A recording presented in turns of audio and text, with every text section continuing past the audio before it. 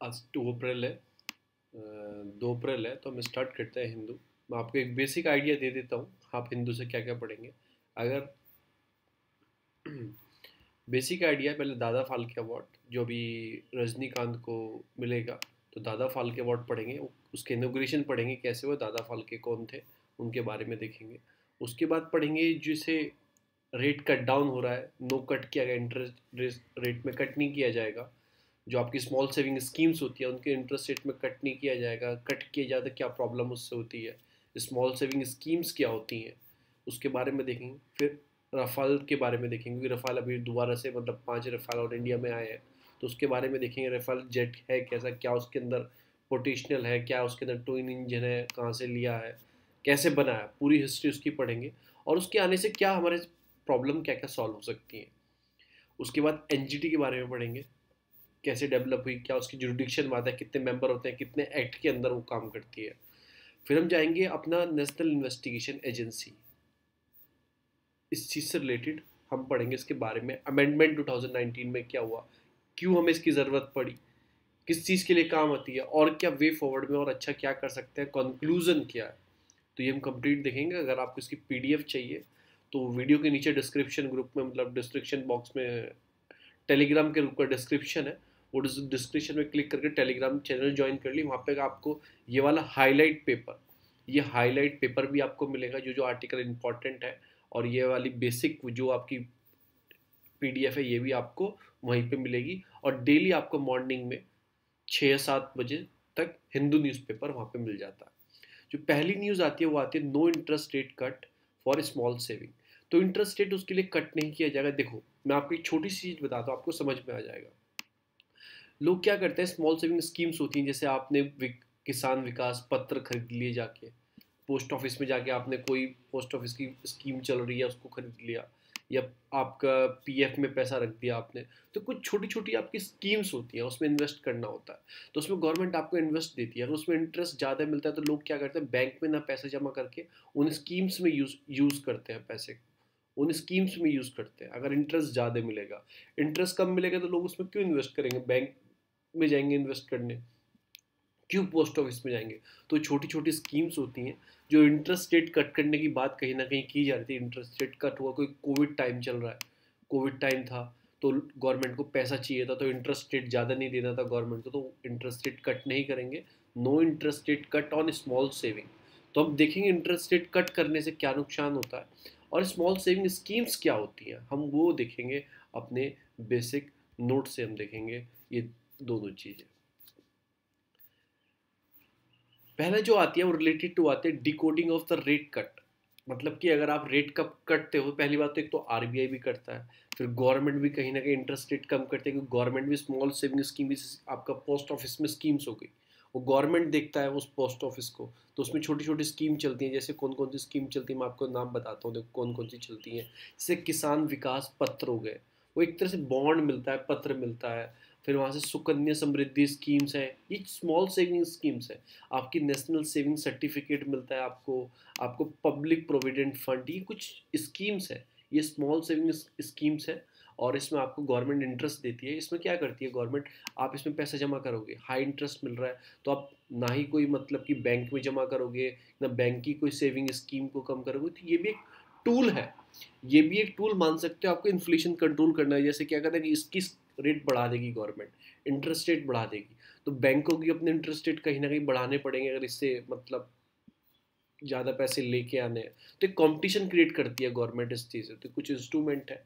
अब अगर इनके इंटरेस्ट रेट कम हो जाते हैं तो फर्स्ट ऑफ ऑल क्या होता, जो मॉनेटरी पॉलिसी एक तरह से डिसाइड सेंट्रल बैंक जो करता है, एक तरह से गवर्नमेंट भी कहीं ना कहीं इन चीज़ों का यूज़ करके स्मॉल सेविंग इंटरेस्ट रेट को ऊपर नीचे करके वो भी कंट्रोल करती है, कंपटीशन क्रिएट करती है। स्मॉल सेविंग स्कीम अट्रैक्ट करती है हाई इंटरेस्ट रेट को, हायर इंटरेस्ट रेट होता है, और टैक्स बेनिफिट भी देती है। अगर देखो क्या होता है, जैसे आपने बैंक में पैसे जमा किया, आपको मतलब कि इसमें 7% इंटरेस्ट मिला, अगर वो आपकी इनकम लेवल से ऊपर पहुंच जाता है तो उस पर भी टैक्स लगता है।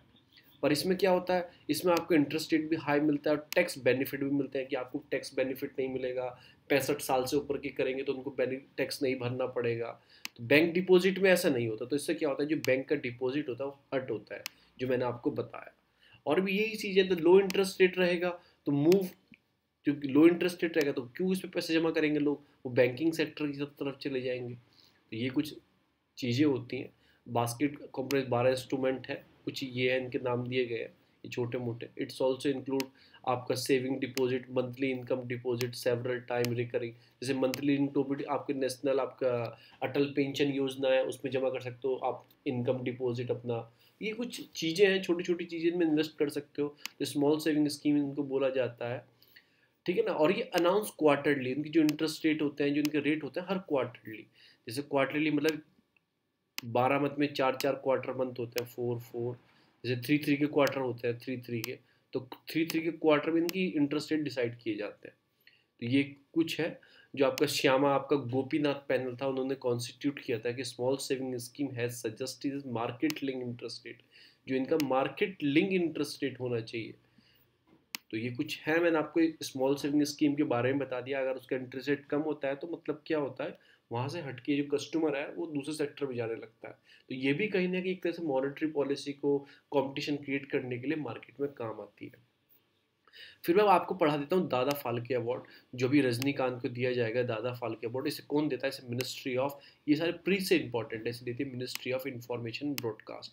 वहाँ पे लिखा होगा मिनिस्ट्री ऑफ कल्चर, जो आसपास की मिनिस्ट्री होती है ना उनसे कंफ्यूज करता है यूपीएससी। ये हाईएस्ट फिल्म ऑनर अवार्ड है।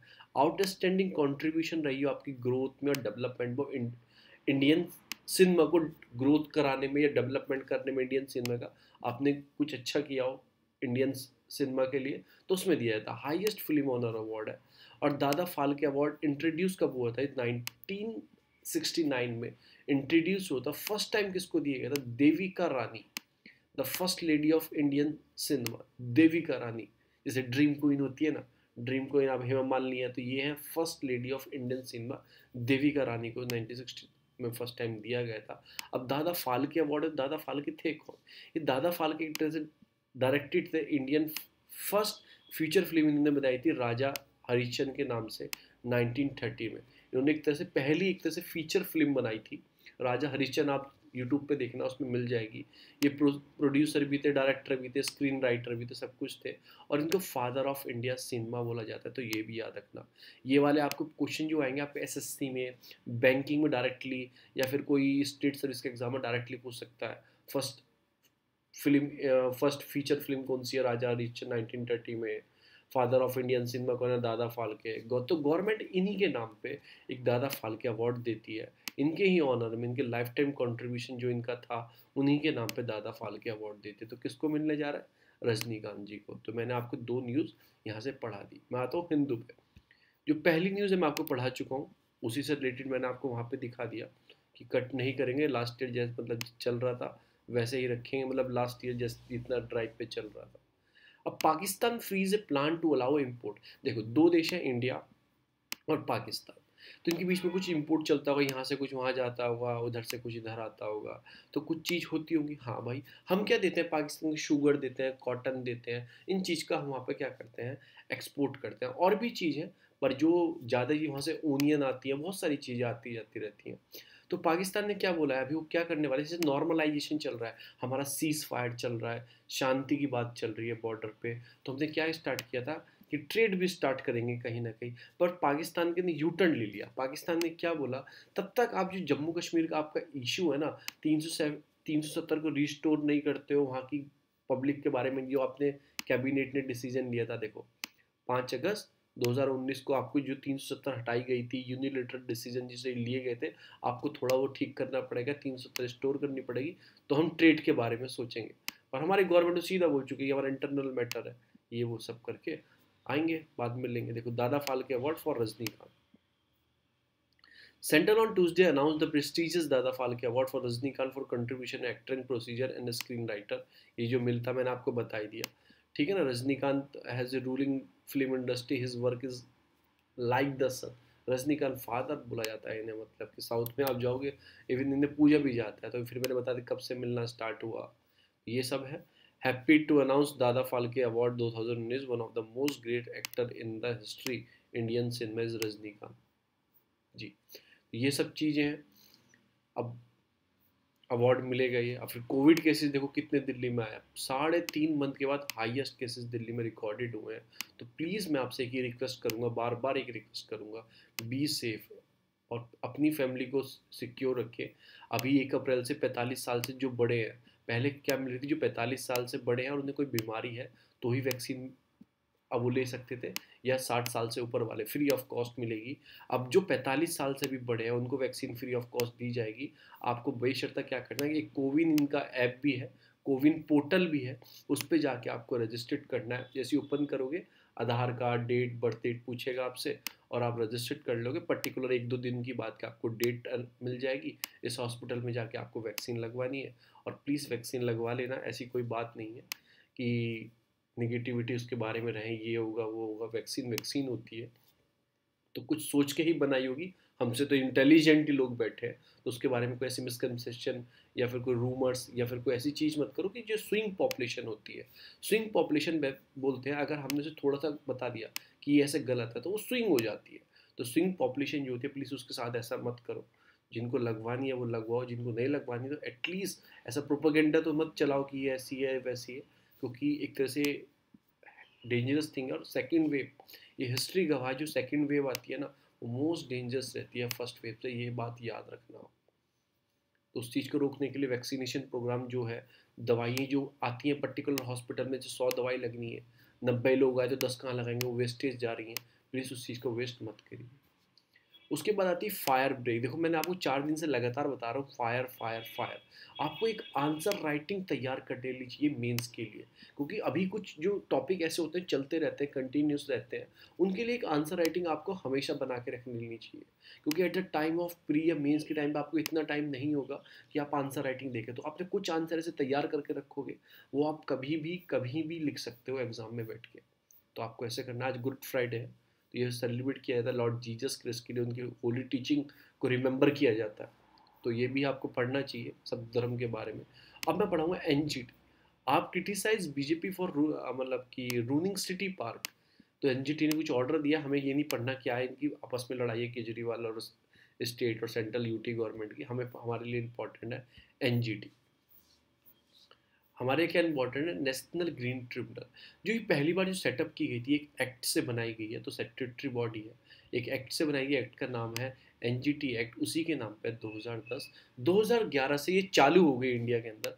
तो 2010 में फॉर्म हुई, 2011 से बॉडी फॉर्म हो गई। देखो कोई एक्ट लेके आते हैं, ये तो नहीं कल से ही चालू हो जाएगी, कुछ टाइम लगता है, उसका स्ट्रक्चर बनाने में टाइम लगता है, मेंबर लाने में टाइम लगता है, उसका फिजिकल ऑफिस बनाने में टाइम लगता है। तो 1 साल बाद 2011 से इसने रनिंग करना स्टार्ट किया। तो एनजीटी है। और इंडिया इकलौती ऐसी कंट्री नहीं जिसमें एनजीटी है, इंडिया तीसरी कंट्री है। उससे पहले ऑस्ट्रेलिया, न्यूजीलैंड में भी ऐसी है। और एनजीटी क्या करती है, अगर उसको केस आए ना, से डिस्पोजल करना है 6 मंथ के अंदर, ऐसा बोला गया। और एनजीटी ऐसा नहीं है दिल्ली में ही इसकी सिटिंग है। हाँ, प्रिंसिपल सिटिंग आप बोल सकते हो उसकी दिल्ली में बैठती है, प्रिंसिपल बॉडी इसकी। और छोटे छोटे भोपाल में, पुणे में और चेन्नई में इसकी सिटिंग है, मतलब वहाँ पे भी इसकी बेंचेस बैठती है। अब स्ट्रक्चर क्या है इसका, इसमें ट्रिब्यूनल में एक चेयरमैन होगा। चेयरमैन कौन होगा, जुडिशियल मेंबर्स होंगे उसमें। चेयरमैन होगा, जुडिशियल मेंबर्स होंगे, एक्सपर्ट्स होंगे जो इन्वायरमेंट फील्ड से रिलेटेड चीज़ें हैं। और जो एक बार बन जाएंगे, ये 3 आदमी, चेयरमैन हो गए, जुडिशियल मेंबर हो गए, एक्सपर्ट्स हो गए, अगर ये 5 साल के लिए बनेंगे, ठीक है ना, और एक बार बनने के बाद एलिजिबल नहीं होंगे रीअपॉइंटमेंट के लिए, कि अगर एक बार बन गए तो फिर दोबारा नहीं बनेंगे। अब चेयरमैन कौन बनाएगा, एक तरह से ये मतलब सिविल बॉडी है ना, मतलब चेक भी करती है कि इन्वायरमेंट का लॉस तो नहीं, कंपेंसेशन भी दिलवाती है। अगर आपका नुकसान हुआ है इन्वायरमेंट से रिलेटेड किसी आदमी का, उसे कंपेंसेशन भी दिलवाएगी। तो एक तरह से इसमें जज चाहिए।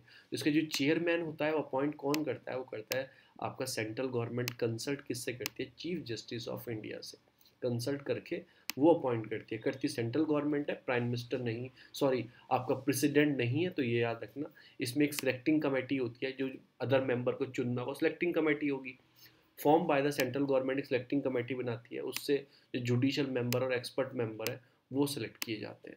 और मैक्सिमम मैक्सिमम तो इसमें एटलीस्ट 10 मेंबर, तो 10 मेंबर तो होने चाहिए, और मैक्सिमम मैक्सिमम 20 मेंबर इसमें हो सकते हैं। फुल टाइम जुडिशियली मेंबर होनी चाहिए, expert member in the tribunal. तो कम से कम एटलीस्ट 10 तो होने ही चाहिए, और मैक्सिमम टू 20 तक हो सकते हैं। पावर क्या है, ऑल द सिविल पावर। तो मैंने बोला ना, सिविल, क्रिमिनल तो केस देखेगी नहीं, मर्डर का केस तो देखेगी नहीं, वो तो कोर्ट ही देखेगी। जो सिविल्स होती हैं, मतलब कि सिविल्स पावर सब चीज़ आ जाती है क्रिमिनल से बाहर। कोई भी legal right relating to environment से रिलेटेड हो, या जुडिक्शन कोर्ट का हो, उस चीज़ को देखने के लिए कोई एप्लीकेशन फाइल हुई रिलेटेड टू इन्वायरमेंट।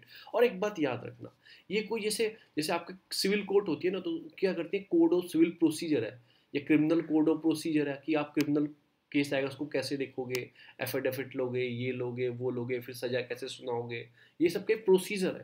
तो जैसे कोड ऑफ सिविल प्रोसीजर है, क्योंकि सिविल कोर्ट है तो सिविल प्रोसीजर के हिसाब से देखना चाहिए। नहीं, ये बाउंड नहीं है, ऐसे नहीं देखती है। ये प्रिंसिपल ऑफ नेचुरल जस्टिस पे काम करती है।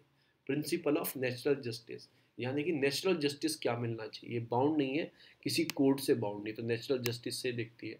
ये कोई डिसीजन, ऑर्डर या अवार्ड पास करती है, apply the principle of sustainable development and the precautionary principle and polluter pay principle. इसके ऑर्डर शैल भी अप्लाई माने जाएंगे अगर कोई ऑर्डर देती है। अब NGT by order can provide relief, मैंने बताया ना, पैसे कंपेंसेशन दिलवा सकती है विक्टिम, कोई पॉल्यूशन का विक्टिम हो, इन्वायरमेंट डैमेज हुआ हो उसको, आपकी री इंस्टीट्यूट प्रॉपर्टी डैमेज हुआ उसको दे सकती है, डिस्ट्रीब्यूशन कर सकती है environment such an area tribunal में थिंग। तो इन सब चीज़ों से रिलेटेड, कोई एरिया ख़राब हो गया हो, किसी का घर टूट गया हो, किसी के साथ प्रॉब्लम हो गई इन्वायरमेंट है, तो उसके लिए कंपेंसेशन भी दिलवा सकती है। ठीक है ना, लाइक ए सिविल कोर्ट की जैसे ऑर्डर आते हैं उसकी तरह इसके ऑर्डर माने जाएंगे। अब penalty for a non comply, वो पेनल्टी भी रख सकती है जो उसकी बात नहीं मानेगा, 3 साल तक की सजा है, 10 करोड़ तक का फाइन लगा सकती है, उससे ऊपर का नहीं लगा सकती, या दोनों एक साथ भी कर सकती है। तो सिविल कोर्ट है तो जज भी बैठेंगे। अपील उसकी, अगर आपने एनजीटी के अपील में जाना है अगेंस्ट उसके, कोई उसने बोला कि आपको 5 करोड़ रुपए दे रहे हैं, 2 साल की सजा, उसकी अपील में जाना है तो आप कहाँ जा सकते हैं, आप सुप्रीम कोर्ट में जा सकते हैं विद इन 90 डेज। जैसे आज सुनाएंगे तो विद इन 90 दिन के अंदर आपको कहाँ जा सकते हो, सुप्रीम कोर्ट में जा सकते हो। अब ये एनजीटी बनाई है तो ये किस चीज़ को देखती है, कुछ केसेस सिविल केसेस होते हैं रिलेटेड टू 7 लॉ। 7 लॉ कौन से, वाटर एक्ट हो गया, देखो इनकी क्रोनोलॉजी भी याद रखना, 74, 77, 80, 81, 86, 991, 2002, ये बहुत बार पूछा गया है स्टेट सर्विस में भी, यूपीएससी में। तो सबसे पहला एक्ट कौन सा आया था, वो आया था आपका वाइल्ड लाइफ, मतलब सॉरी, वो वाइल्ड लाइफ सबसे पहला आया था, सही बोल रहा हूँ मैं, इतना नहीं है, वाइल्ड लाइफ 1972 में सबसे पहला आया था। पर जो एनजीटी देखती है वो देखती है वाटर एक्ट 1974 और वाटर सेस एक्ट, सेस लगता है वाटर पे 77। फिर उसके बाद आता है फॉरेस्ट एक्ट 1980, कंजर्वेशन है, फॉरेस्ट कंजर्वेशन एक्ट है, ये याद रखना। फिर आता है air prevention control act 1981, environment act 1986, public liability insurance act 1991 और आपका बायोलॉजिकल डाइवर्सिटी एक्ट 2002। तो पब्लिक लायबिलिटी इंश्योरेंस तो करेगी ना, किसी पब्लिक की हार्मफुल हो जाएगी, कोई भोपाल गैस लीक होगी, लोग मर गए, किस कंपनी जिम्मेदार है उसकी, तो उस पर कंपेंसेशन लगाएंगे। तो ये कुछ एक्ट हैं, 7 एक्ट है, इनके अंदर ये डिसीजन लेती है, इनको चेक करती है। स्ट्रेंथिंग, मतलब क्या करना चाहिए, स्ट्रेंथ ऑफ, मतलब को मजबूत करना एनजीटी को क्या करना चाहिए, जो इसकी चीज़ है ना, जो क्रिटिकल इन्वायरमेंट रेगुलेशन है उसको स्टिक बनाना चाहिए, ये सब करना चाहिए जो आप लिख सकते हो। इसके अल्टरनेटिव डिस्प्यूट रिसोल्यूशन मैकेनिज्म होने चाहिए। Burden on the litigation of higher court should be environment matter, वो रिड्यूस हो जाते हैं इसकी, अगर ऐसी कोई बॉडी होगी हमारे पास। ये लेस फॉर्मल और लेस एक्सपेंसिव है, फास्टर केस सॉल्व हो जाता है, इतनी 6 महीने में सॉल्व करने हैं तो एक्सपेंसिव भी नहीं है, इतनी फॉर्मल भी नहीं है, कोई प्रोसीजर फॉलो नहीं करना, नेचुरल जस्टिस पे भी नहीं है। प्ले एक crucial role in curbing the environment, कोई एनवायरमेंट डैमेज करा है तो उस पर फाइन लगा देगी, रोक लगा देगी। और इसके जो चेयरमैन है तो इससे क्या होता है, इससे एक तरह से इसकी मतलब इंडिपेंडेंटली जजमेंट भी ज़्यादा बढ़ जाती है डिलीवरी, क्योंकि देखो मैं अब इसके बाद तो बनूंगा नहीं, तो मैं क्यों गलत काम करूँ, अगर मुझे लालच होगा अगली बार भी बन जाऊंगा तो एक लालच आ जाएगा, तो इससे क्या होता है, इंडिपेंडेंटली जजमेंट होता है इसके अंदर, ऐसा बोला जाता है। और एनजीटी क्या करती है, इंस्ट्रूमेंट इंश्योरिंग, अगर आपका इन्वायरमेंट इम्पैक्ट असेसमेंट एक प्रोसेस होता है, वो ढंग से फॉलो हुआ है नहीं है उसको चेक करती है। अब चैलेंजेस क्या है, देखो मैंने आपको बताया wild life protection act 1972, scheduled tribes and other traditional forest dealer act, जो आपका फॉरेस्ट राइट एक्ट है 2006, ये इससे बाहर रखे गए, ये एनजीटी के अंदर नहीं आते। तो यही बोलता है कि एनजीटी जुडिक्शन नहीं है। आपको कंफ्यूजन कैसे करेगा, फॉरेस्ट, मैंने आपको क्या बताया था, फॉरेस्ट कंजर्वेशन एक्ट आता है, पर कौन सा नहीं आता, फॉरेस्ट, आपका फॉरेस्ट राइट एक्ट 2006 नहीं आता, wild life protection wild life protection act 1972 नहीं आता। तो ये भी आप क्रोनोलॉजी में तो ऐड कर ही लेना। सबसे पहला कौन सा है आपका? Wild life protection act Indira Gandhi के टाइम पे। तो ये नहीं आते, ये बाहर रखे गए हैं, तो कहीं ना कहीं प्रॉब्लम होती है करने में। और फिर जो एनजीटी के decision has been challenge in various high court under article 266 challenge किए गए हैं। Power of high court issue certain risk, superiority of the high court over the NGT, जो हाई कोर्ट की सुपीरियरिटी है वो एनजीटी के ऊपर रख दिया, एक चीज की गलत चीज है।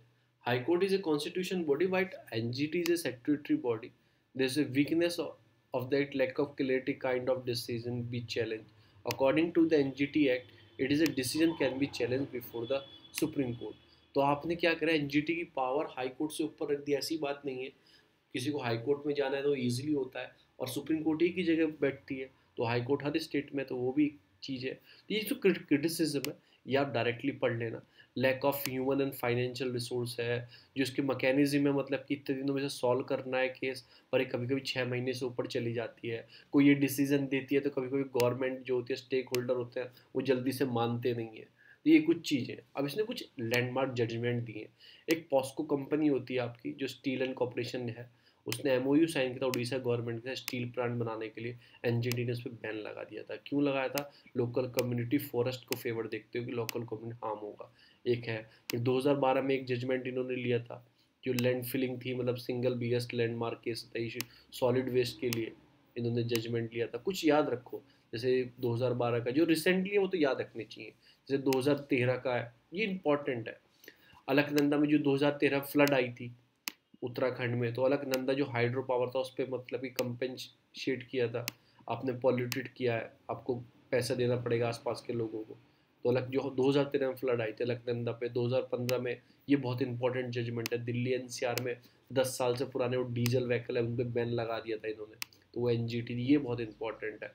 फिर ये भी इंपॉर्टेंट है 17 वाला भी। फिर जो आर्ट ऑफ लिविंग हुआ था आपने श्री श्री रविशंकर का, उन्होंने जो यमुना के फ्लड प्लेन एरिया में थोड़ा गंदगी कर दी थी, उन पर भी 5 करोड़ का फाइन लगा दिया था। तो याद रखना 10 करोड़ तक का फाइन लगा सकती है बस ये।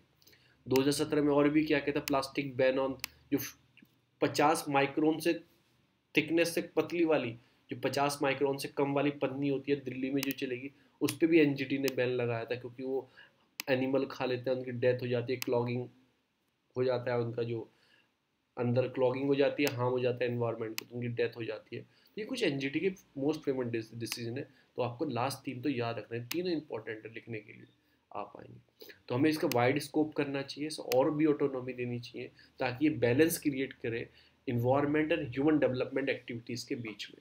तो ये एनजीटी के बारे में। अब हम आते हैं अपने हिंदू न्यूज़पेपर पर। ये न्यूज़ हमारे कोई काम की नहीं है। यू टर्न जो लिया है पाकिस्तान ने, ये सब था, इतना ट्रेड था, ये वो सब था, नहीं नहीं सॉरी, क्या नाम, यू टर्न बोल रहा हूँ, ये इस चीज़ के लिए है जो हमारे प्रोविडेंट फंड में क्या कम करना, डिफ़िकल्टी क्या आई, ये वो सब के। मैं छोटी सी आपको एक चीज़ बता देता हूँ। अभी जो भी पॉलिसी कट करना था, मतलब कि हमने नहीं किया, नो कट इन द, जो किया किसी में कट कर दिया, तो मैंने आपको बता दिया स्मॉल सेविंग स्कीम से कट करने से क्या लाभ होते हैं और क्या लाभ नहीं होते। तो मैंने आपको ये चीज़ बता दी है। फिर ये हमारे काम करने stop to ambassadorship for sale. अभी क्या हो रहा है कि नए बाइडन आया, तो अभी हर कंट्री में नए नए अपने एम्बेसडर रखने हैं, वो आईएफ जो फॉरेन ऑफिसर को अपॉइंट करना है, तो वो सब चीज़ें उनकी फॉर सेल चल रही है, किस कंट्री में कौन सा रखना है। अब सब स्ट्रक्चर चेंज होता है, गवर्नमेंट मोदी से कांग्रेस आएगी, वो अपने सारे अधिकारी को चेंज करती है, ब्यूरोक्रेट्स को चेंज करती है, तो ये सब जगह चलता है। तो ये हमारे किसी काम का नहीं है। या फिर इंडिया वे में क्या, कैसे इंडिया में रखेंगे, पॉलिटिकल वे से भी रखेंगे, तो ये हमारे किसी काम का नहीं है। दूसरा आता है चाइना। चाइना ने जो हांगकांग के ऊपर कर्व करने की बात की गई है, मैं आपको छोटी सी चीज़ बता दूं, वहाँ पे चलता है one nation two system theory. तो ये ऐसा क्यों होता है, जहाँ पे दो है, एक तो हांगकांग है, एक मकाऊ करके है। हांगकांग को 1997 में यूके, मतलब इंग्लैंड ने, जो जब पे यूके का राज था, यूके ने क्या किया था, इंग्लैंड यूरोपियन जो इंग्लैंड वाली गवर्नमेंट थी, उन्होंने क्या किया था, हांगकांग को जाते हुए, जैसे वो पुडी, मतलब कि जैसे पुडी आपका गोवा को या फिर और भी स्टेट थे, उनको सौंप के चले गए थे वहाँ की जो आसपास के बिगेस्ट गवर्नमेंट थी। तो चाइना को मकाऊ, मकाऊ पुर्तगाल वालों ने किसको दिया था 2 साल बाद, वो 997 में दिया था, मकाओ दिया था 999 में दिया था, किसको, चाइना को हैंड ओवर कर दिया था एक शर्त के साथ। शर्त क्या थी कि 50 साल तक ये अपने हिसाब से अपने ऊपर कंट्रोल रखेंगे, हांगकांग अपना एक अलग एडमिनिस्ट्रेशन चलाएगा, अपने अलग इलेक्शन करेगा, चाइना उसमें कुछ नहीं निभाएगा, चाइना एक ऐसे बिग ब्रदर का रोल निभाएगा, वन नेशन है, पूरा एक नेशन तो रहेगा, हांगकांग मकाऊ पार्ट तो चाइना के रहेंगे, पर टू सिस्टम थ्योरी चलेगी, दो सिस्टम चलेंगे वहाँ पे अलग होगा, चाइना उसमें इतना इंटरफेयर नहीं करेगा। पर चाइना 50 साल पूरे नहीं होंगे, आप हिसाब लगाओ, अभी जाके 2047 में आसपास होते 50 साल, पर उन्होंने पहले ही कर्व करना स्टार्ट कर दिया। तो यही चीज़ की बात है, वहाँ पे इलेक्शंस है, वहाँ पे भी कर्व करने की बात की, तो हमारे किसी काम की नहीं है। बस आपको याद रखना है 997 में जो आपका हांगकांग था, ये मतलब इंग्लैंड का होता था, इंग्लैंड का राज था, वो दे के चले गए थे। और 998 में एक और प्लेस है मकाऊ, वहाँ पे 999 में सब शायद मकाऊ, वो पुर्तगाल का हिस्सा होता था, उन्होंने भी चाइना को वापस दे दिया था, वही 50 साल की थ्योरी पे साइन करा के। तो ये कुछ न्यूज़ है, एडिटोरियल इतने काम के नहीं है क्योंकि हमारे इंडिया के पर्सपेक्टिव से नहीं, बस मैंने आपको जो चीज़ बताई उसको आपको याद रखना। ये भी हमारे काम का नहीं, ये भी उनकी बाइडेंस है, ये भी इतना टर्म का नहीं, पर मैं इसमें कुछ एक्ट आया, इसमें है प्लेस ऑफ वर्शिप एक्ट 1991। पहले मैं इस एक्ट के बारे में बता देता हूँ। ये एक्ट 1991 में आया था, और ये एक्ट क्या बोलता है आपका, ये एक्ट बोलता है जो प्लेसेस आपके 15 अगस्त 1947 से जैसे थे, जहाँ पे वो हैं एस्टेब्लिश थे, सब कुछ है, जैसे उससे पहले जैसे मंदिर यहाँ था, मस्जिद यहाँ थी, ये यहाँ था, ये यहाँ था, वो वैसे के वैसे ही रहेंगे, कोई चेंज नहीं किया जाएगा उनकी प्लेस में, एक्सेप्ट उसमें एक एक्सेप्ट चीज़ डाली गई थी, एक्सेप्ट राम जन्मभूमि को लेकर वो एक्सेप्शन रखा गया था। क्यों? क्योंकि उसका केस पहले से ही चलता हुआ आ रहा था, और सारी जितनी जगह हैं वो सेम रखी जाएंगी। अब ये आर्टिकल क्या बोल रहा है कि जो आपका वर्शिप एक्ट 1991 है ना, वो डैमेज करता है आपकी liability of belief faith of worship to all के लिए, वो एक तरह से क्या करता है, वो डैमेज करता है।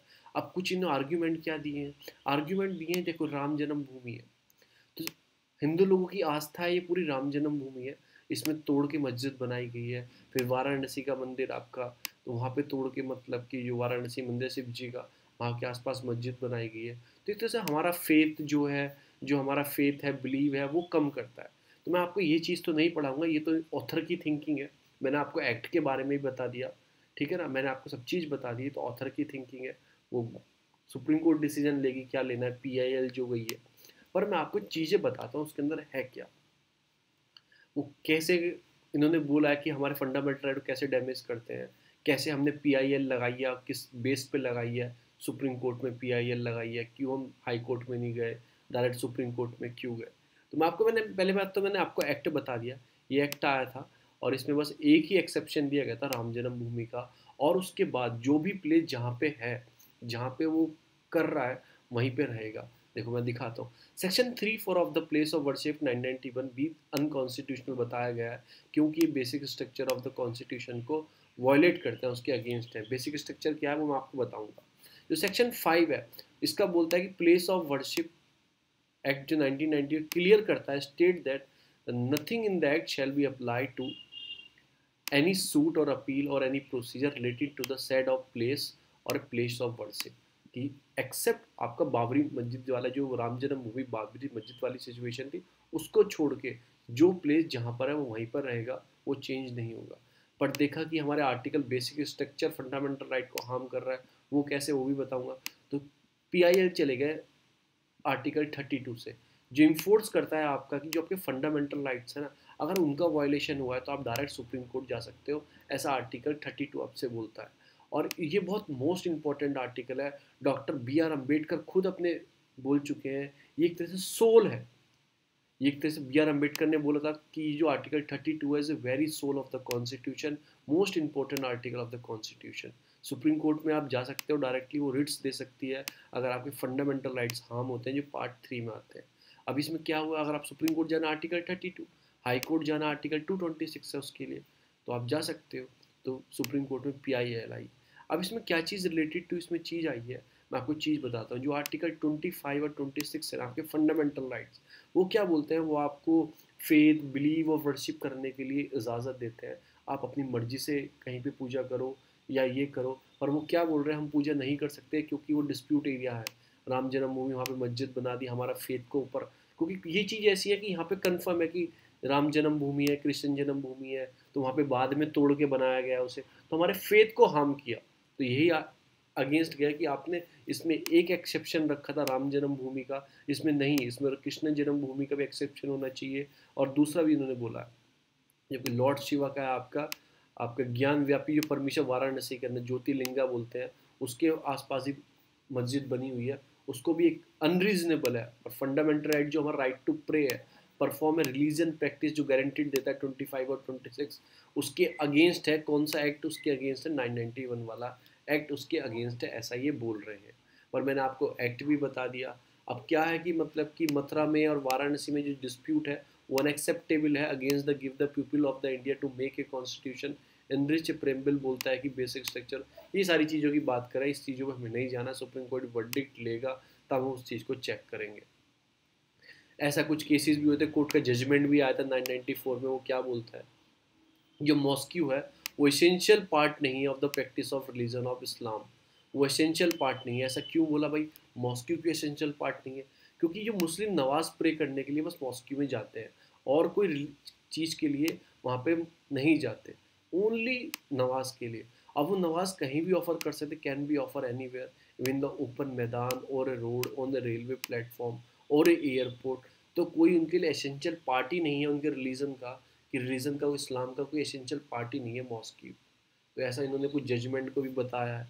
तो ये चीज़ हैं, जो भी चीज़ें देखेंगे।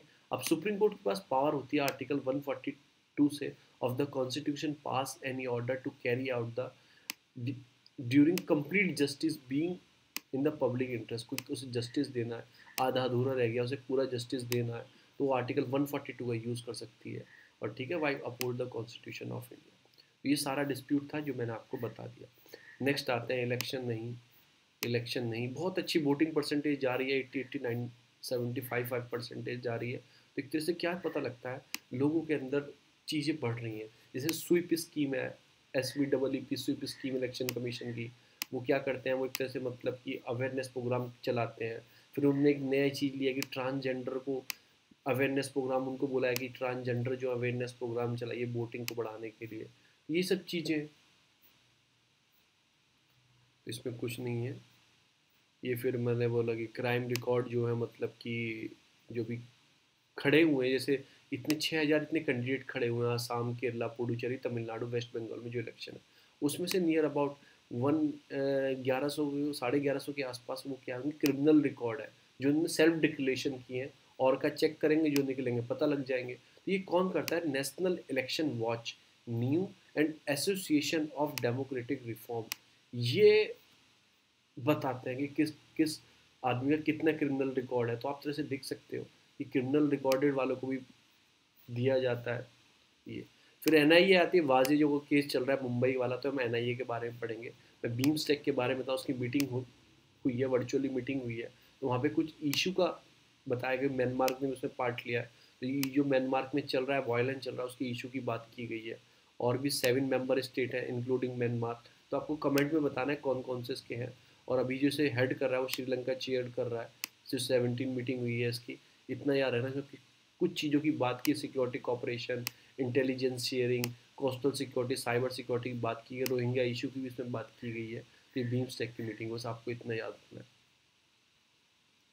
अब जो है ट्रायल चल रहा था आपका कोवैक्सीन का, तो वो इंडिया की है, भारत बायोटेक की है, उसको परमिशन दी गई है, आप यूज़ कर सकते हो। कोवैक्सीन का ट्रायल चल रहा था, जो 45 साल वाले हैं उनको दे दी गई, आप यूज़ कर सकते हो।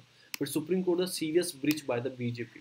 अभी प्रॉब्लम क्या हो रही है, बीजेपी ने पुडुचेरी में क्या किया, उन्होंने UIDAI से क्या किया, आधार के जो डाटा है पुडुचेरी के पीपल के, उनके नंबर जो सेम है आधार के साथ, वो निकलवा लिए और उन नंबर को सबको व्हाट्सएप ग्रुप में ऐड कर दिया। तो उसका केस अभी कोर्ट में है, मद्रास हाई कोर्ट में, और वो कह रहे हैं कि गलत चीज़ है, आपने किसी की राइट टू प्राइवेसी, एक उसका भी उल्लंघन है। और UDI एक बॉडी बनाई, उसके पास हमारे फिंगरप्रिंट है, सब कुछ उसके पास है, और आप ऐसे किसी पर्टिकुलर गवर्नमेंट को नंबर दे दोगे, फ़ोन नंबर दे दोगे।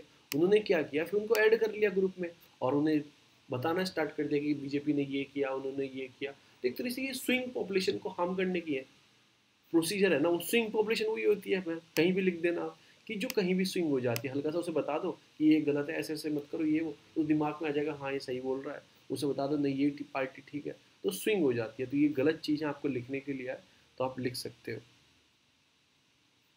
फिर वही सारी चीज़ आ गई है इसमें टैक्स फ्री के लिए। फिर रावत ने लॉन्च, मतलब जो रावत जी, बिपिन रावत जी आपके CDS हैं, उन्होंने एक जॉइंट लॉजिस्टिक हब, जो ट्राई जंक्शन इंटीग्रेशन होता है, तीनों कमांड एक साथ बैठ के बात करती हैं, तो उन्होंने एक उसकी मीटिंग ली है।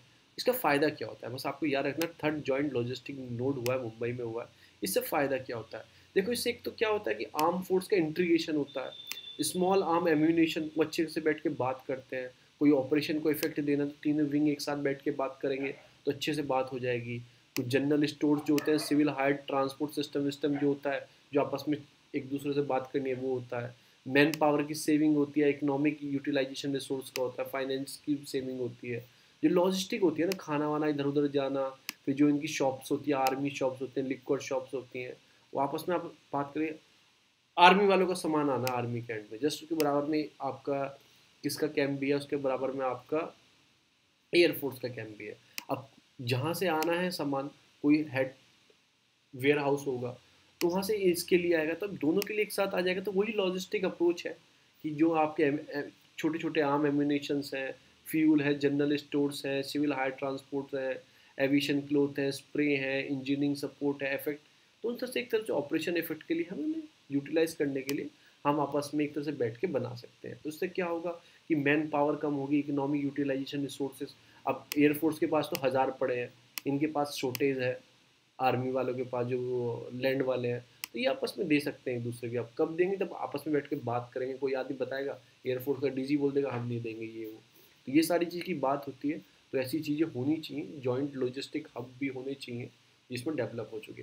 बस आपको एक चीज़ बताने जाऊँगा, MSP ऑफ शुगर वुगर कुछ नहीं होता। जो जो आप MSP सब चीज़ों में MSP मिलता है, पर शुगर केन पे MSP नहीं मिलता। वहाँ पे FRP होता है, फेयर रिम्यूनेटिव प्राइस। उसे सेंट्रल गवर्नमेंट भेजती है स्टेट गवर्नमेंट के पास, स्टेट गवर्नमेंट उसमें पैसा बढ़ा के आगे मीलों को दे देती है, जो स्टेट में मील्स होते हैं। तो ऐसे याद रखना, FRP किसके लिए होता है, शुगर केन के लिए होता है। नेक्स्ट न्यूज़ है, नेक्स्ट न्यूज़ में कोई इंटरनेशनल हमारे काम की नहीं, बाइडन ने अलाउ कर दिया है। क्या हुआ था, 31 मार्च को कुछ आदमियों का वीज़ा ख़त्म होने वाला था, 31 मार्च को। तो जो आपके ट्रम्प साहब थे, उन्होंने उस पर बैन लगा दिया था कि वीज़ा एक्सटेंड नहीं करेंगे, जो है उन्हें वापस भेज देंगे। तो उन्होंने क्या किया है, वैसे तो नहीं किया, पर जिनका एक्सपायर होने वाला था वो अलाउ कर दिया, वो H1B वीज़ा ले सकते हैं। तो यहाँ पे कुछ वीज़ा के नाम से H1B कौन होता है, जो प्रोफेशनल्स होते हैं। जैसे मैंने यहाँ बीटेक इंडिया में किया, वहाँ पे मुझे जॉब मिल गई, तो मैं H1B वीज़ा से जाऊँगा। और H1B वीज़ा क्या होता है, मेरी वाइफ कोई स्पाउस मेरे साथ में जाएगी, उसे क्या बोलते हैं, उसे बोलते हैं आपका HV वीज़ा। ठीक है ना, कोई स्पाउस आपके साथ में जाएगी। फिर उसके बाद इसमें चीज़ें दी गई हैं, सारी चीज़ें। टेम्परेली नॉन एग्रीकल्चर वर्कर होते हैं H2B वीज़ा में, डिपेंडेंट और H1B होल्डर जो होते हैं। ठीक है ना, H1B एक होता है आपका, देखो मैंने दो बताया ना आपको। एक तो H1B वीज़ा होता है, वो प्रोफेशनल के लिए होता है। और उसके बाद कौन सा होता है, H2B वीज़ा, या नॉन जो टेम्परेली एग्रीकल्चर वर्कर होते हैं, 2 हो गया, ये हो गया। फिर H4 कौन सा होता है। तो ये सारे वीज़ा होते हैं। HJB होता है, देखो HJB एक्सचेंज विजिटर के लिए, इंटर कंपनी ट्रांसफ़र के लिए। जैसे यहाँ टाटा भी है, यहाँ से कोई टाटा यूके में, मतलब कि US में भेजना है टाटा के आदमी को, उसे L1 वीज़ा बोलते हैं। ठीक है ना, तो ऐसे ऐसे वीज़ा होते हैं। J1B वीज़ा होता है, शायद स्टूडेंट के लिए होता है। तो उन्होंने क्या, वो एक्सपायर इनके होने वाले थे 31 मार्च को, उनको एक्सटेंड कर दिया। बस आपको क्या पढ़ना है, वीज़ा के बारे में पढ़ लेना है, कौन कौन से किसके लिए वीज़ा है। अब यही चल रहा है, ये सुकोई मतलब, सुकई मतलब ये जेल में वेल में है। जो दूसरी न्यूज़ आती है, आपका ट्रेड डेफिसिट इंक्रीज हुआ है। ट्रेड डेफिसिट क्या होता है, इंक्रीज होने का मतलब क्या होता है, जैसे आपने इंपोर्ट किया इंडिया से, वहाँ से एक्सपोर्ट आया। अब इंपोर्ट तो आप ज़्यादा कर रहे हो, एक्सपोर्ट कम कर रहे हो, तो से वो ट्रेड डेफिसिट इंक्रीज होना स्टार्ट हो जाता है। फिर आप ये आता है PESB, public enterprise selection board. मैंने आपको बोला कि ये तो नहीं बताऊंगा, जो उसकी टैफे की CDM में आपकी आपकी मल्लिका श्रीनिवासन है, उनको बना दिया गया इसका चीफ। ये काम क्या करता है, ये जितने भी आपकी पब्लिक सेक्टर एंटरप्राइजेज है ना, PSUs है, उनके चेयरमैन को, CDM को, फंक्शनल डायरेक्टर को यही अपॉइंटेड करते हैं। जैसे आपका IBB है ना, मतलब कि board bank, BBB, board bank bureau जो है आपका, वो क्या करता है, वो बैंकों के CDM डायरेक्टर कौन होगा, चीफ CEO कौन होगा, वो अपॉइंटेड करता है BBB। तो ऐसी पब्लिक सेक्टर एंटरप्राइज कौन अपॉइंटेड करता है? PESB, उसकी चेयरमैन अभी आपकी मल्लिका श्रीनिवासन को बनाया गया है। ये टेफे जो ट्रैक्टर आता है टेफे, उसकी ये चेयरमैन है, CDM है, उनको अपॉइंटेड किया गया है। PSB के जो आपका बोर्ड है उसकी चेयरमैन इनको बनाया गया है। ये क्या करते हैं? ये CDM चेयरमैन अपॉइंट करने का काम करते हैं। अब Indian banking sector better growth, ऐसे MD ने बोला है। और ये क्यों बोला है, मैं आपको 2-3 पॉइंट बताऊंगा कि जो मर्जर किया गया है बैंकों का, जैसे इलाहाबाद बैंक का, इंडियन बैंक का, इन सबका मर्जर कर दिया गया एक दूसरे में, तो मैं आपको 2-3 चीज बताता हूँ, उससे फायदे क्या होते हैं जो इसमें लिख बताए उन्होंने। एक तो कस्टमर सेटिस्फेक्शन, जैसे आपका यूको बैंक है, ये डूब रहा है, एग्जाम्पल ले रहा हूँ एक बैंक का पढ़ाने के लिए। ये यूको बैंक है, डूब रहा है, इसे उठा के हमने मर्ज कर दिया RP क्या नाम, पंजाब नेशनल बैंक, PNB की। ऐसा नहीं किया, पर मैं आपका एग्जाम्पल बता रहा हूँ। तो ठीक है, कस्टमर की इसमें अकाउंट तो है, इसमें पैसा आ रहा है, पर कस्टमर सेटिस्फेक्शन नहीं है, मतलब कि उसे प्रॉब्लम आ रही है, कभी भी डूब सकता है। अगर आपने इसे PNB के साथ मर्ज कर दिया तो कस्टमर सेटिस्फेक्शन आ जाएगा, उसका इंक्रीज हो जाएगा। इंप्रूविंग एसेट, इस बैंक के भी इंप्रूव होने स्टार्ट, हम तो कस्टमर सोचेगा कि अब तो ये PNB के साथ देख लेंगे क्या होगा, तो ये कुछ सेटिस्फेक्शन आना और इम्प्रूविंग एसेट जाना, ये सब चीज़ों में क्या होता है, फ़ायदा मिलता है, तो सोच बढ़ती है। तो अब आपको जाके सोचना है कि मर्जर और बैंक के 5 डिसएडवांटेजेस और उसके 5 आपके एडवांटेजेस क्या हैं मर्जर करने के बैंक के।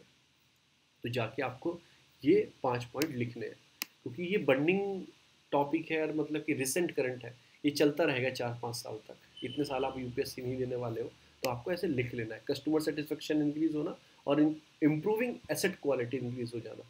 तो ऐसे MD ने बोला है कि ये कुछ चीज़ों में फ़ायदा मिलता है। फिर मैं आपको कुछ चीज़ और बता दूँ, इसमें इधर कुछ चीज़ आए, जो अपने महेंद्रा जी हैं, सेक्रेटरी जो है डिपार्टमेंट ऑफ इकोनॉमी अफेयर की, सब चीज़ों के इन्होंने कुछ पॉइंट बोले हैं। ये इंपॉर्टेंट नहीं है कुछ पढ़ना ही, पर्टिकुलरली बात की गई है क्या करना है, पर मैं आपको कुछ बताऊँ। No state are saying the lockdown, क्योंकि अब लॉकडाउन की स्थिति में हम जाने में नहीं है।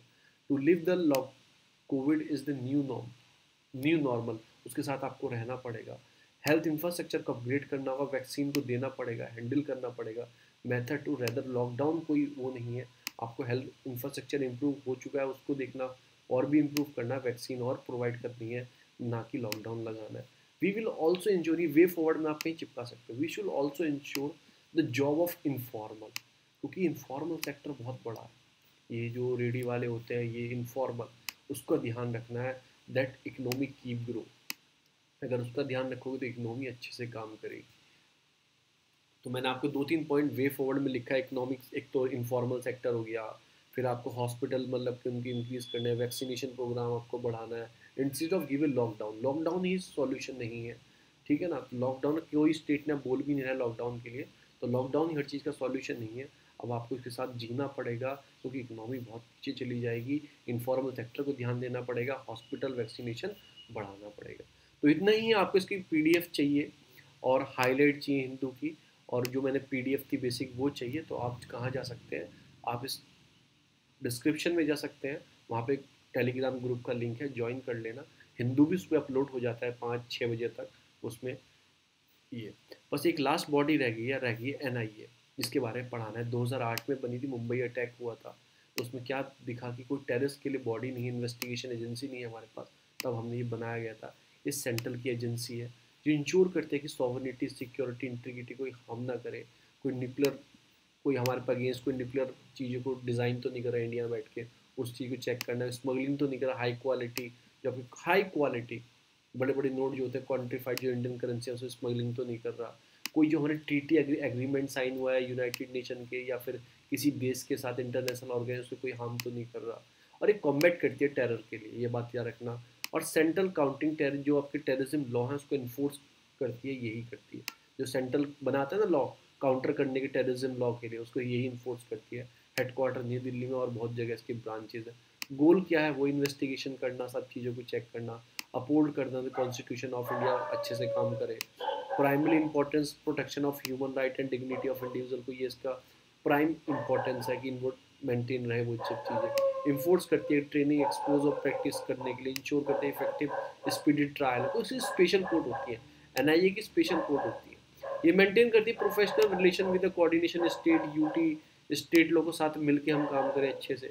असिस्ट करती है ऑल द स्टेट को इन्वेस्टिगेशन एजेंसी को, इन्वेस्टिगेशन टेरर केस, उनको मतलब कि असिस्ट प्रोवाइड करती है। कोई स्टेट की एजेंसी भी काम कर रही होगी ना, उनको असिस्ट प्रोवाइड करती है, आप ऐसे करो। Database to all the terrorist related information, database तैयार रखती है। स्टडी एनालाइज करते हैं related to the terrorist attack हुआ किसी कंट्री में, तो चेक करेगी हमारे में क्या फ़र्क पड़ेगा, कैसे होगा। कुछ शेड्यूल ऑफेंसेस हैं इसके। Schedule of the act is specified the list offences which are in investigation. इससे कुछ ऑफेंसेस है, मतलब कि लिस्टेड है। जैसे शेड्यूल ऑफेंसेस क्या होगा, जो लिखे हुए हैं, जिसमें चेक करिए एटॉमिक एनर्जी एक्ट के अंदर कोई, अगर एटॉमिक एनर्जी एक्ट है उसके अंदर एटॉमिक एनर्जी छेड़छाड़ करेंगे तो एनआईए इन्वेस्टिगेशन करेगा, तो शेड्यूल ऑफेंसेस है। यूएपीए है 1967 का, अगर उसमें कुछ रिपोर्ट होगी तो एनआईए इन्वेस्टिगेट करेगा, तो ये कुछ शेड्यूल ऑफेंसेस है। नीड क्या है कि मतलब नीड क्यों पड़ी भाई, मुंबई अटैक हुआ था, कोई पर्टिकुलर ऐसी बॉडी नहीं थी, सब स्टेट की अलग अलग बॉडी थी, कोई स्मगलिंग ऑफ आर्म हो रही है एक स्टेट से दूसरे स्टेट में, करेंसी वरेंसी इधर से उधर भेज रहे हैं, तो ऐसी कोई सेंट्रल बॉडी नहीं थी चेक करे टेररिज्म को, तो हमने ये वाली बॉडी डेवलप की।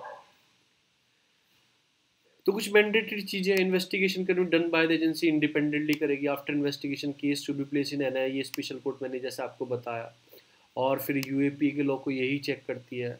गवर्नमेंट और भी चेक करें, सेंट्रल गवर्नमेंट उसे बढ़ा भी सकती है, अथॉरिटी उसे कुछ दे सकती है। Empower dealing of terror related crime कहीं हो रहे हैं, आपके स्मगलिंग टेरर फंडिंग कहीं पे हो रही है, हाई क्वालिटी कुछ भी हो रहा है, terror funding, fake currency cell इसके अंदर बनाया गया, फेक इंडियन करेंसी नोट का, तो ये सब चीज़ें। There is a exclusion left wing activism cell to, मतलब कि effectively deal with the case और related to the terror financing except of Naxalite group. तो ये सब चीज़ें इसमें, ये ऐसे नहीं कोई लेफ्ट विंग एक्सक्लूजन सेल जो effectively deal with the case related to terror financing except of Naxal group है। फिर ये ministry of home affair review the manpower, कि कैसे इसे पैसा प्रोवाइड करना है, इंफ्रास्ट्रक्चर आईएनए का ठीक है क्या नहीं है, तो मिनिस्ट्री ऑफ होम अफेयर से चेक करता है। अब 2019 में कुछ इसमें अमेंडमेंट किए गए, भाई क्या अमेंडमेंट किए गए, पार्लियामेंट ने अमेंडमेंट किए, ह्यूमन ट्रैफिकिंग की उसके अंदर ऐड कर दिया। उसके अंदर पहले हाई क्वालिटी में क्वान्टिफाइड नोट्स थे, अब इसमें सारे क्वान्टिफाइड नोट्स आ गए। मैन्युफैक्चरिंग सेल और कोई कच्चे देसी बम वम या आम बना रहा है उसको भी इसके अंदर आ गए। साइबर टेररिज्म इसके अंदर आ गया। एक्सप्लोजिव सब्सटेंस एक्ट जो 1908 वाला, वो भी इसके अंदर डाल दिया गया। और जुरिडिक्शन है एनआईए को, उसको और बढ़ा दिया गया। Office of NIA has the same power as the police officer in relating to investigation such offences across India, पूरे इंडिया में कहीं भी, ठीक है ना। Office of NIA has power to investigation schedule offences committed outside India, उसके पास और भी पावर दी। ये शेड्यूल ऑफेंसेस होते हैं आउटसाइड इंडिया के होते हैं, उसके लिए पावर दे दी गई, subjected to the international treaty and domestic law and other country, ये इसकी पावर भी से दे दी गई। गवर्नमेंट में direct to the NIA investigation such a case offensive committed India, government central government direct भेज सकती है, जैसे मुंबई में भेज दिया, एनआईए को लगा दिया कि आप चेक करके आओ। स्पेशल कोर्ट इसके लिए न्यू दिल्ली में जुरिडिक्शन बना दी गई। स्पेशल कोर्ट क्या होती है कि मतलब कि इसी एनआईए की कोर्ट होती है स्पेशली, और ये एक से दो भी कई सारी कोर्ट हो सकती हैं। कंपोजिशन वम्पोजिशन हमारे लिए इंपॉर्टेंट नहीं है। और स्पेशल कोर्ट है वो क्रिमिनल प्रोसीजर में बताया था, जैसे मैंने आपको बताया था सिविल प्रोसीजर, तो ये क्रिमिनल केस देखती है, तो क्रिमिनल प्रोसीजर है, तो सिविल केस तो देखेगी नहीं, लैंड का झगड़ा तो देखेगी नहीं। सेंट्रल गवर्नमेंट में सारी पावर अल्टीमेटली इसकी होती हैं। आप ही जाके पढ़ लेना, कुछ इशू है इससे रिलेटेड, क्योंकि कुछ मैटर जो सिविल प्रोसीजर के हैं वो स्टेट में आते हैं, क्रिमिनल प्रोसीजर के स्टेट लिस्ट में आते हैं, पर एनआईए उस पर ओवरटेक कर जाती है, तो कुछ इशू चलता रहता है इनके बीच में। तो ये सारी चीज़ें हैं, मैंने ऐड कर दिया है, पीडीएफ इसकी ग्रुप में जाके मिल जाएगी। Okay, thank you so much.